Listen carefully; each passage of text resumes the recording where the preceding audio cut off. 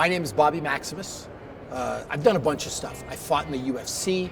I write regularly for Men's Health. Men's Health named me one of the 100 fittest people to ever walk the earth. And I spend my day-to-day job training other people. I work with professional athletes, people in the NFL and the NBA, and tier one assets in the United States military. I've been playing Magic for, as long as I can remember. Started when I was in high school, and so I've been around since the mid-90s involved in the game. I've been to a bunch of Comic-Cons. I've been to some Magic events. The thing that I look forward to the most when I come here is just meeting kindred spirits, fellow like-minded individuals. And it's funny because in my industry, professional fighting or personal training, there's not a lot of people that play, but it's a lot of fun. And so I can connect with people here who I really have something in common with, which I appreciate. So there's a couple of things that I love about Magic. Number one, it's the gameplay.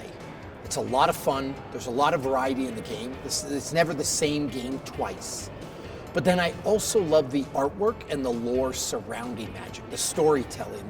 There's a rich culture in the stories of Magic behind all of the sets. One of my favorite things to do with Magic is we open the cards, look through them, look at the quotes, and then we'll go research the characters on the internet. And so, for example, with Geralf and Gisa, there's a whole storyline and a whole rich history behind them that Wizards has put out that you can read the history of the character and what they're doing and where they're going to go next.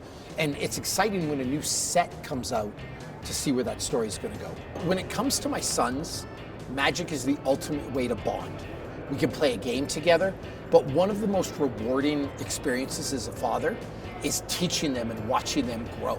And so I use Magic the Gathering to teach them how to read, to teach them math, to teach them strategy, and it really brings us close together. And it's a great way in today's society, which frankly we're inundated with all kinds of technology, to really just unplug and spend some quality time together. In terms of building Magic the Gathering decks and playing a certain strategy, we actually, in my family, we play more for variety. So what we've done, we play kitchen table rules, which means the original, kind of when Magic was developed in the alpha days. And we've built 10 themed decks. So we have vampires, we have goblins, we have elves, we have a merfolk deck, we have a zombie deck. And so we like themes, not necessarily strategies, but themes of characters. I like the themes because we like the stories. We like to build battles, we like to build cultures, and that's what we really, really enjoy.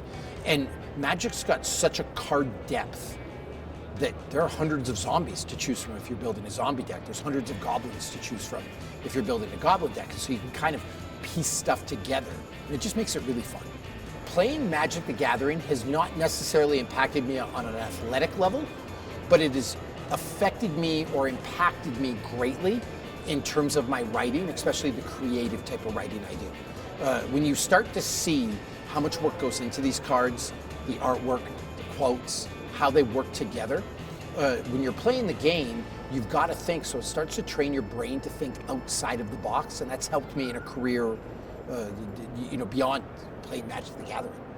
A lot of people think because I fought in the UFC or because I've been a professional fighter that I'm going to be an aggressive player, but that's not who I am at all. Magic for me has always been an outlet.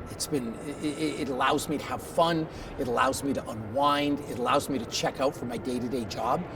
And so when I play, it's just pure 100% enjoyment. Whether I win, whether I lose, it's just a blast.